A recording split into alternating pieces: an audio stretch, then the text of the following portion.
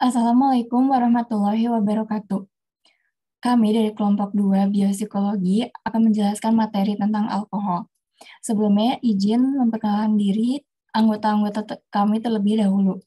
Yang pertama adalah Koirunisa dengan NIM akhir 041, lalu yang kedua adalah Adinda Lutfi Rahmadi dengan NIM akhir 057, lalu yang ketiga adalah Anissa Syadasyali dengan NIM akhir 060, lalu yang keempat adalah Alfioni Finata Isni Putri dengan NIM akhir 063, lalu yang kelima adalah Nafsa Nur Hoirunisa dengan NIM akhir 066, dan yang terakhir adalah Rizda Yashifa Helmianti dengan NIM akhir 071. Yang pertama ada materi apa itu obat terlarang atau narkotika yang dijelaskan oleh Alfioni Finata. Dipersilahkan. Baik, terima kasih moderator. Di sini saya akan menjelaskan apa itu obat terlarang atau narkotika. Narkotika adalah zat atau obat baik yang bersifat alamiah, sintetis maupun semi-sintetis yang menimbulkan efek penurunan kesadaran, halusinasi, serta daya rangsang. Narkotika berasal dari bahasa Inggris yaitu narcotics yang artinya obat bius. Sementara menurut UU Narkotika pasal 1 ayat 1 menyatakan bahwa narkotika merupakan zat buatan ataupun yang berasal dari tanaman yang memberikan efek halusinasi, menurunnya kesadaran, serta menyebabkan kecanduan. Obat-obatan tersebut dapat menimbulkan kecanduan jika pemakaiannya berlebihan. Manfaatan dari zat-zat itu adalah sebagai obat penghilang nyeri serta memberikan ketenangan.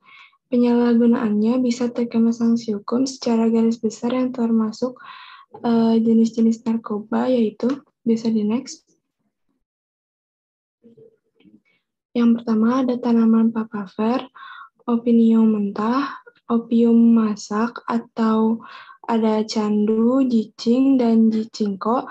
Lalu ada opium obat, morfin, kokain, ekonina, tanaman ganja, dan damar ganja. Lalu ada garam-garam dan turunan dari morfina dan kokaina. Dan yang terakhir ada campuran-campuran dan sediaan-sediaan yang mengandung bahan tersebut di atas. Terima kasih, saya kembalikan ke moderator. Baik, terima kasih. Selanjutnya adalah penjelasan tentang apa itu alkohol yang akan dijelaskan oleh Rizda. Dipersilahkan. Baik, terima kasih kepada moderator. Di sini saya akan menjelaskan mengenai pengertian alkohol. Alkohol adalah zat psikoaktif yang bersifat adiktif. Zat ini adalah golongan zat yang bekerja secara selektif, terutama pada otak yang dapat menimbulkan perubahan pada perilaku, emosi, kognitif, persepsi, dan kesadaran seseorang. Alkohol juga merupakan zat yang bisa menekan susunan syaraf pusat meskipun dalam jumlah kecil mungkin mempunyai efek stimulasi ringan.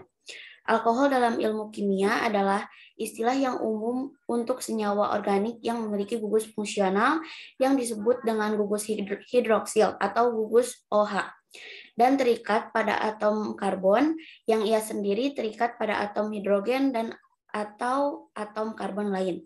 Boleh di next. Adapun pengertian alkohol berdasarkan pendapat dari para ahli. Yang pertama, alkohol adalah obat psikoaktif yang paling banyak digunakan, yaitu menurut Santrok tahun 2002.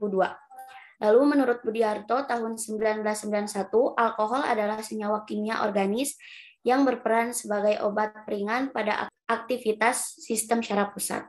Sekian dari saya kembalikan ke moderator. Baik, terima kasih. Selanjutnya ada materi karakteristik alkohol yang akan saya jelaskan.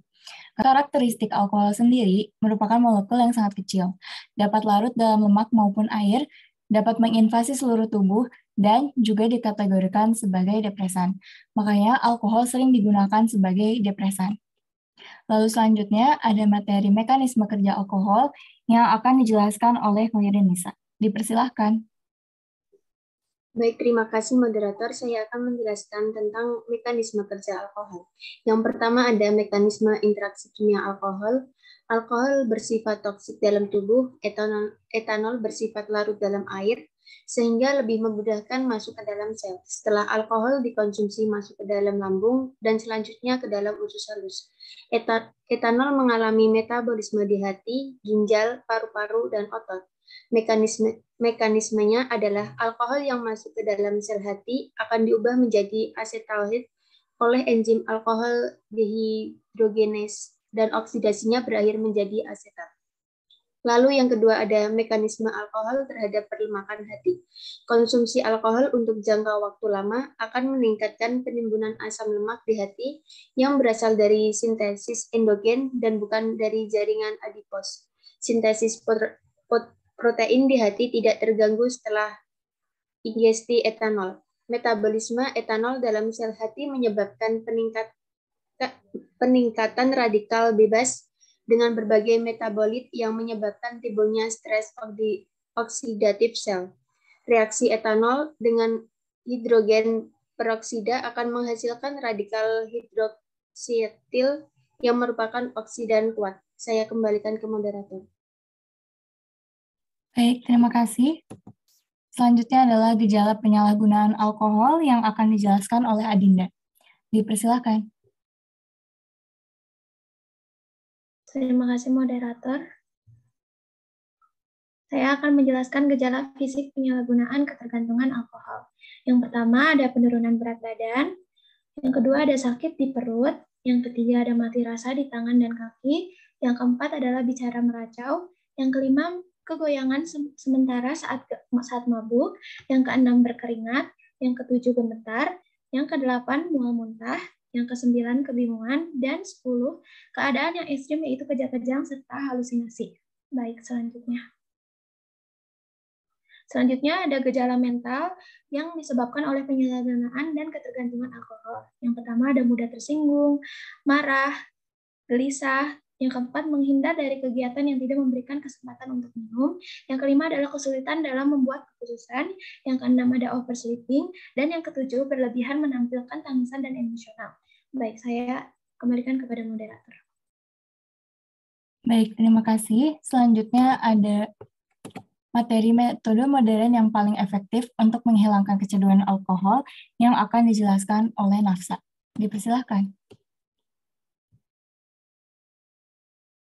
Baik, yang pertama di sini ada terapi obat digunakan dalam perang melawan alkoholisme dapat dibagi menjadi 3 kategori. Yang pertama, obat-obatan yang menyebabkan keenggangan terus-menerus terhadap minuman beralkohol seperti torpedo, Experal, Calmie, Algominal, dan lainnya. Yang kedua, obat-obatan yang mengurangi kecanduan alkohol. Yang ketiga, obat-obatan yang meredakan gejala penarikan mabuk, aspirin, Medoferal, Alka-Seltzer. Obat-obatan ini secara kondisional terkait dengan pengobatan alkoholisme karena dengan meringankan kondisi pasien di pagi hari, mereka praktis memicu minum berlebihan di malam hari. Manfaat utama mengobati alkoholisme dengan obat-obatan terletak pada kenyataan bahwa pasien tidak memerlukan upaya dan ketegangan kehendakan khusus, yang secara negatif dapat mempengaruhi keseimbangan mental. Kemudian yang kedua, psikoterapi. Metode ini didasarkan pada perubahan keadaan psikologis seseorang. Psikoterapi mengambil beberapa bentuk. Yang pertama, hipnosis. Yang kedua, pelatihan autogenus. Dalam keadaan relaksasi total, pasien itu sendiri menanamkan dalam dirinya kebutuhan untuk mempertahankan gaya hidup yang sadar. Yang ketiga, psikoterapi obat meredamkan dalam keadaan hipnosis terjadi dengan bantuan obat. Yang ketiga, perawatan perangkat keras. Perawatan perangkat keras untuk kecanduan alkohol didasarkan pada stimulasi listrik otak pasien menggunakan peralatan medis presisi tinggi. Khusus teknologi paling terkenal perawatan perangkat keras adalah terapi tes yang dikembangkan oleh Profesor Phil Lepidiv. Diketahui bahwa keracunan alkohol kronis menyebabkan gangguan metabolisme otak dan menyalahgunakan alkohol kronis dikaitkan dengan penurunan fungsi intelektual dan mnestik. Dalam pengobatan kompleks alkoholisme dengan obat anti-alkohol spesifik, menjadi perlu untuk menggunakan obat yang ditunjukkan untuk mengurangi perubahan metabolisme jaringan yang memberikan hasil yang stabil. Saat ini, obat-obatan dengan aktivitas nootropik, piracetam, gamalon, aminalon, pisamilon, dan lain-lain. Saya kembalikan ke moderator. Baik, terima kasih. Sekian presentasi dari kelompok 2 mengenai alkohol. Mohon maaf apabila ada kesalahan kata. Wassalamualaikum warahmatullahi wabarakatuh.